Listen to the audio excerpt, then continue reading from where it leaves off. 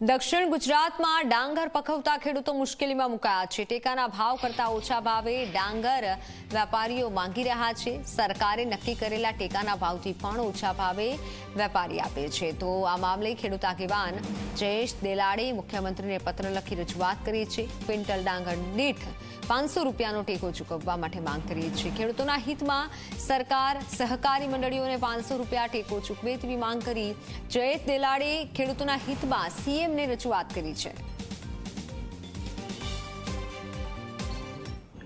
આ વર્ષે માવઠાની અસર અને વધુ ઉત્પાદનને કારણે ડાંગરના ખૂબ જ ઉપજ ઓછી આવી રહી છે। ગયા વર્ષે ખરીફ સિઝનના લગભગ મંડળીઓ 500 રૂપિયા ચૂકવ્યા હતા, પણ આ વખતે જે સ્થિતિ બની છે જોતા 400 રૂપિયા પણ ઉપજી એવા નથી।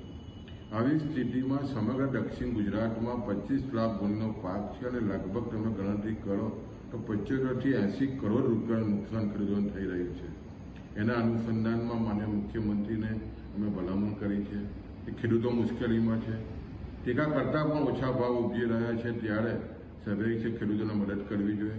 ખાસ કરીને મુખ્યમંત્રી કિસાન સહાય યોજનામાંથી એક ખાસ પેકેજ ડાંગર પકવતા ખેડૂતો માટે જાહેર થાય એવી આપણા માધ્યમથી અમે મુખ્યમંત્રીને પણ વિનંતી કરીએ છીએ।